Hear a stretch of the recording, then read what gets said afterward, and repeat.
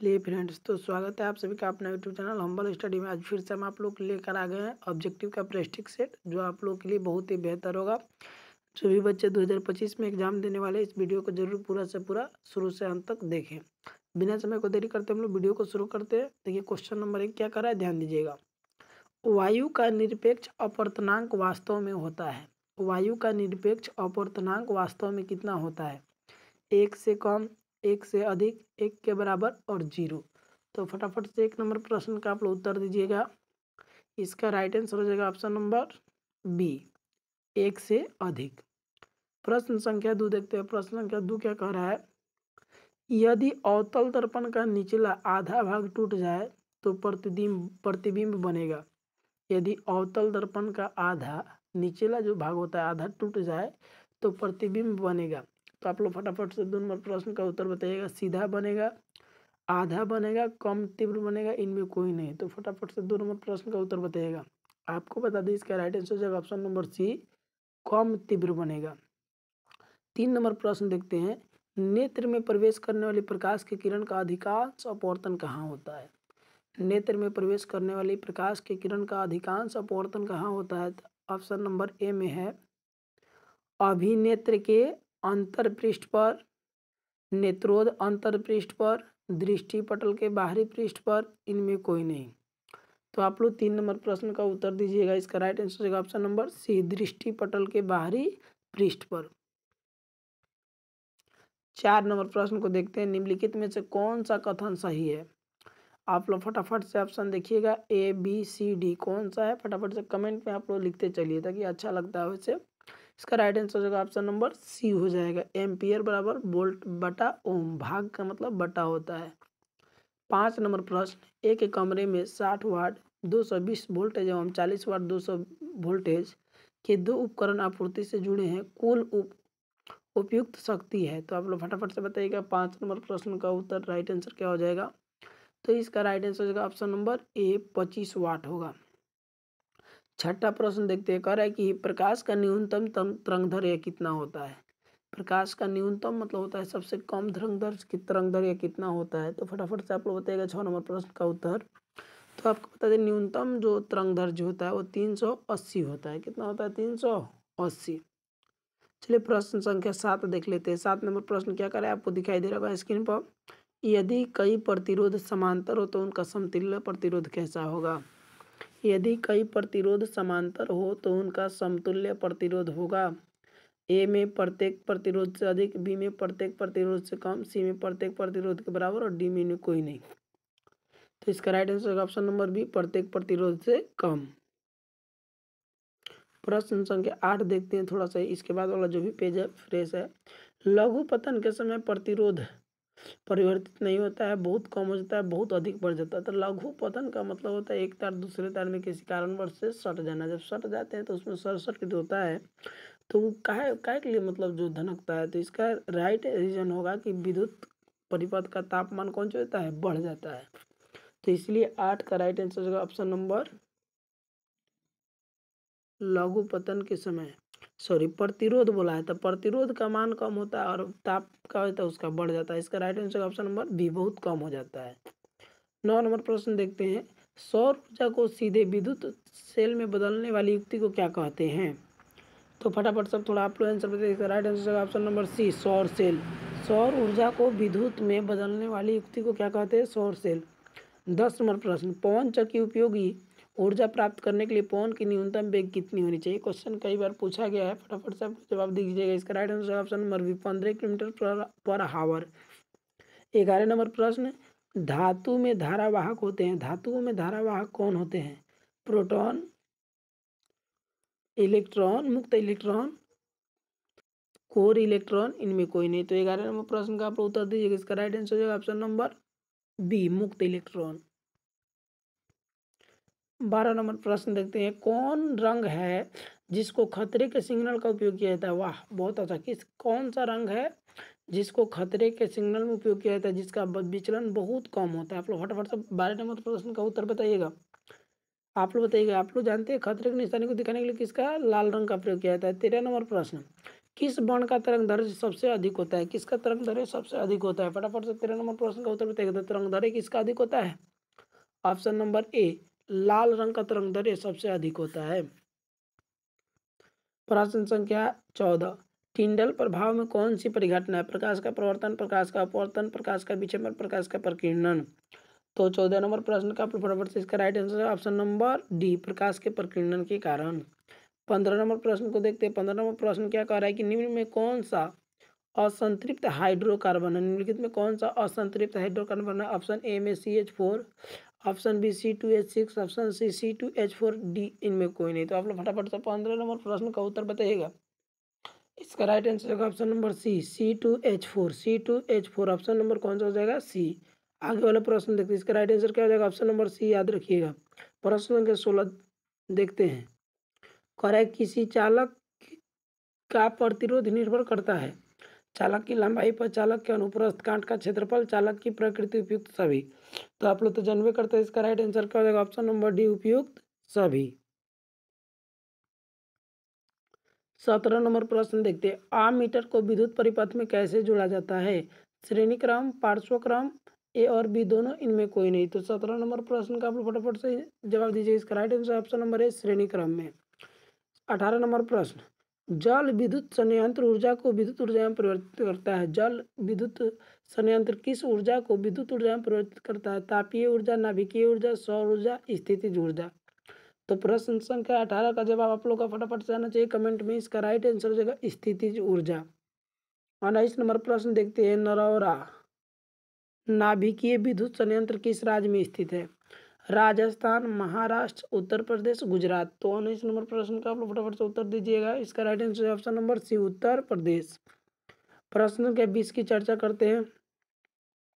गोलीय दर्पण का वक्रता त्रिज्या 40 सेंटीमीटर हो तो उसकी फोकस दूरी क्या होगी? गोलीय दर्पण की वक्रता त्रिज्या मतलब आर, अगर 40 हो तो उसकी फोकस दूरी क्या होगी? तो एफ बराबर क्या होता है? R/2 होता है। एफ बराबर क्या होता है? R/2, यानी आप बना के देख सकते हैं कितना होगा। अगर एफ बराबर R/2 होता है तो एफ बराबर R बटा क्या होता है? 2। तो आप देख रहे हैं उसका R कितना दिया है? 40 दिया है। तो 40 बटा कितना लिखिएगा? 2। तो काटेंगे तो कितना आएगा? 20। कितना जाएगा आंसर? 20। तो आप लोग फटाफट से कमेंट में बताइए इसका राइट आंसर क्या हो जाएगा। फटाफट से बताइए था।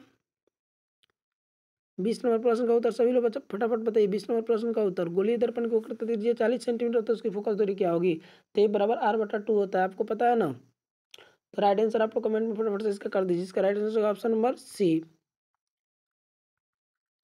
21 नंबर प्रश्न, ऊर्जा के सभी रूप में अनंत स्रोत किसे माना जाता है? आप ये बताइए ऊर्जा के सभी रूप में अनंत स्रोत किसे माना जाता है? 21 नंबर प्रश्न का उत्तर ऑप्शन नंबर क्वेश्चन ए, कोयला, जल, सूर्य, परमाणु। तो 21 नंबर प्रश्न का फटाफट से थोड़ा जवाब दीजिएगा आप लोग। इसका राइट आंसर क्या हो जाएगा? सूर्य, ऑप्शन नंबर सी। चलिए उसका तो 22 नंबर, प्रकाश की तरंगें होती है चुंबकीय तरंग, विद्युत चुंबकीय तरंग या चुंबकीय विद्युत तरंग, इनमें कोई नहीं। तो 22 नंबर प्रश्न का उत्तर आप फटाफट कर दीजिए। इसका राइट आंसर है ऑप्शन नंबर बी, विद्युत चुंबकीय तरंग। आपको हम क्वेश्चन में भी पढ़ाए हैं। 23 नंबर प्रश्न, निम्नलिखित में से कौन सा बुझा हुआ चूना है? ये तो जस्ट इसके पहले वाले सेट में भी था। तो आप लोग फटाफट से 23 नंबर प्रश्न का उत्तर थोड़ा दीजिएगा जल्दी जल्दी। राइट आंसर क्या हो जाएगा? Option number B, C2H, sorry कौन सी है? CaOH का होल ट्वाइस। 24 नंबर प्रश्न का उत्तर देखते हैं कि चीनी का रासायनिक सूत्र क्या होगा? फटाफट से चीनी का रासायनिक सूत्र क्या होगा आप लोग बताइएगा कमेंट में। तो आपको याद होना चाहिए। 24 नंबर प्रश्न का उत्तर फटाफट से बताइएगा आप लोग। Right answer option number C, right. C12H22O11, right. चलिए एक क्वेश्चन भी पूछा गया था सेट में, विद्युत फ्यूज काम करता है तो इसका राइट आंसर क्या हो जाएगा? आप लोग फटाफट से कमेंट में बताइएगा। हाँ राइट, इसका कुछ बच्चे का आंसर सही आ रहा है। इसका विद्युत धारा के ऊष्मीय प्रभाव पर। 26 नंबर प्रश्न, विभक्त वलय का उपयोग किस उपकरण में किया जाता है? विद्युत मोटर में, विद्युत जनरेटर में, आमीटर में, गैल्वेनोमीटर में। तो 26 नंबर प्रश्न का उत्तर फटाफट से आप लोग बताइएगा। इसका राइट आंसर होगा ऑप्शन नंबर ए, विद्युत मोटर में। 27 नंबर प्रश्न की तरफ चलते हैं। 27 नंबर प्रश्न क्या कर रहा है? विद्युत ऊर्जा का व्यापारिक मात्रक क्या है? विद्युत ऊर्जा का व्यापारिक मात्रक क्या है? वाट, वाट घंटा, यूनिट, इनमें कोई नहीं। तो आप लोग फटाफट से 27 नंबर प्रश्न का उत्तर तन दीजिएगा। तो आप लोग घर में कथी बिजली बिल दिया था? यूनिट देख कर, तो इसीलिए राइट आंसर क्या होता है? Option number C, unit. आप देखिए 28 नंबर प्रश्न, अति भारण के समय विद्युत परिपथ का विद्युत धारा क्या होता है? अति भारण के समय बहुत कम होता है, परिवर्तित नहीं होता है, बहुत अधिक बढ़ जाता है। तो 28 नंबर प्रश्न का उत्तर right answer option number C, बहुत अधिक बढ़ जाता है। विद्युत परिपथ के धारा का मान बहुत अधिक बढ़ जाता है। 29 नंबर, सौर कुकर के लिए कौन से दर्पण उपयुक्त होता है? सौर कुकर के लिए सबसे उपयुक्त दर्पण कौन सा होता है? समतल दर्पण, उत्तल दर्पण, अवतल दर्पण, सभी। तो 29 नंबर प्रश्न का आप लोग फटाफट से आंसर दीजिएगा। इसका राइट आंसर का ऑप्शन नंबर सी, अवतल दर्पण। प्रश्न संख्या 30 देखते हैं। 30 नंबर का 1 ओम एम्पियर कितना होता है? तो फटाफट से आप लोग बताइए 1 एम्पियर कितना होता है? 1 ओम एम्पियर बराबर कितना होता है? फटाफट से 30 नंबर प्रश्न का उत्तर आप लोग बताइएगा। राइट, इसका राइट आंसर है option number D, 10⁻⁻6 ampere. 31 number प्रश्न का उत्तर देखते हैं। निम्नलिखित में से किससे औद्योगिक क्षेत्र में अम्ल वर्षा होती है? निम्नलिखित में से किस के द्वारा औद्योगिक क्षेत्र में अम्ल वर्षा होती है? Chlorofluorocarbon, sulphur dioxide, ozone, carbon dioxide. तो आप लोग तो इसका जवाब दे ही दीजिएगा। 31 नंबर प्रश्न का फटाफट से उत्तर दीजिए। तो इसका right answer option number B, sulphur dioxide. 32 number प्रश्न, CaCO3S, CaO से जब मतलब अभिक्रिया कराई जाती है तो यहाँ पे देखिए CaCO3 कोई एरो जब भी मतलब क्या होगा, वियोजन होगा, तभी तो टूट कर अलग अलग हो रहा है। देखिए तो क्या हो रहा है इसमें, वियोजन, संयोजन, किस प्रकार की अभिक्रिया पूछ रहा है 32 नंबर। तो आप लोग फटाफट से 32 नंबर प्रश्न का उत्तर बताइएगा। इसका राइट आंसर क्या है? यहाँ पे देखिए टूट रहा है ना, तो टूटता है तो कौन सा होता है? वियोजन अभिक्रिया। प्रश्न संख्या 33, मालाचाइट किस धातु का अयस्क है? मैग्नीशियम, कॉपर, फेरस, सोना। फटाफट से आप लोग बताइए तो।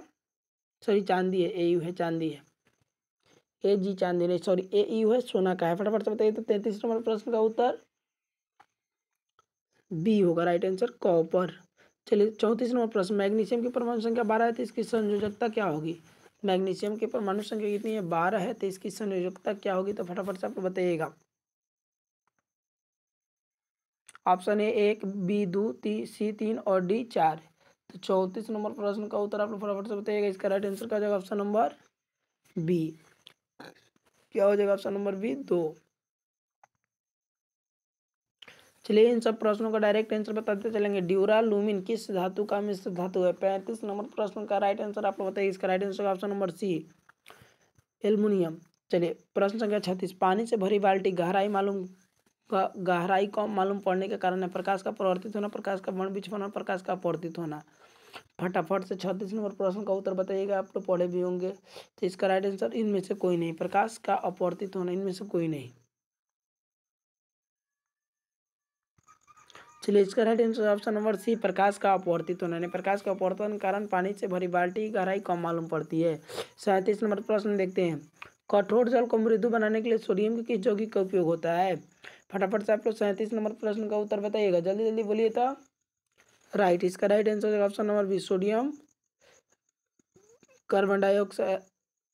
चलिए इसका right answer option number B, C बोल दिए, सॉरी। 38 नंबर प्रश्न, कार्बन के 2 अपरूप के अलावा तीसरे अपरूप को क्या कहा जाता है? हीरा, ग्रेफाइट, फ्लोरीन, कार्बन, इनमें कोई नहीं। तो फटाफट से आप लोग बताइएगा। 38 नंबर प्रश्न का उत्तर राइट, फ्लोरीन कार्बन कहा जाता है। 2 और अपरूप तो हीरा और ग्रेफाइट नहीं है, लेकिन तीसरा जो होता है उसे कहते हैं फुलेरिन कार्बन। क्या बोला जाता है? दिख रहा होगा आपको यहाँ पे option number C, fullerene carbon. 39 number प्रश्न देखते हैं। भोजन का पाचन किस प्रकार की अभिक्रिया है? आप लोग फटाफट से बताइए, कमेंट में बधाई दे क्वेश्चन का answer. Right answer option number, भोजन का पाचन किस प्रकार की अभिक्रिया है? वियोजन अभिक्रिया। राइट आंसर का ऑप्शन नंबर सी, वियोजन अभिक्रिया। 40 नंबर प्रश्न, लेड नाइट्रेट चूर्ण की एक परख नली में लेकर गर्म करने पर भूरे रंग का धुआं उत्सर्जित होता है। धुआं है ऑक्सीजन का, नाइट्रोजन ऑक्साइड का, नाइट्रोजन गैस का, लेड का। फटाफट से 40 नंबर प्रश्न का उत्तर दीजिएगा आप लोग कमेंट में। इसका राइट आंसर है ऑप्शन नंबर बी। 41 नंबर, निम्न में से कौन अकारक है? निम्न में से कौन अकारक है? 41 नंबर प्रश्न का उत्तर फटाफट से आप लोग दीजिएगा। इसका राइट आंसर है ऑप्शन नंबर ए, हाइड्रोजन। प्रश्न संख्या 42, पीतल किसका उदाहरण है? धातु का, उपधातु का, मिश्र धातु का, उपधातु का। फटाफट अधातु, उपधातु, मिश्र धातु। फटाफट से बताइए आप लोग 42 नंबर प्रश्न का उत्तर। तो आप लोगों को तो पता होगा कि मिश्र धातु का उदाहरण है। पीतल जो है किस धातु का उदाहरण? मिश्र धातु का उदाहरण। 43 नंबर प्रश्न, निम्नलिखित में से किस धातु पर वायु का प्रभाव नहीं पड़ता है? सोना, सोडियम, लोहा, तांबा। क्या होगा इसका right answer? Option number A, सोना होगा। राइट आंसर क्या हो जाएगा? ऑप्शन नंबर, निम्नलिखित में से किस धातु पर वायु का प्रभाव नहीं पड़ता है? तो आप लोग फटाफट से बताइएगा। 43 नंबर प्रश्न, इसका राइट आंसर हो जाएगा किस धातु पर वायु का प्रभाव नहीं पड़ता, तो होगा ऑप्शन नंबर ए सोना। 44, निम्नलिखित में से पीएच का कौन सा क्षारक विलयन मान देता है? क्षारक मान कौन देता है बताइएगा। 2, 7, 6, 13।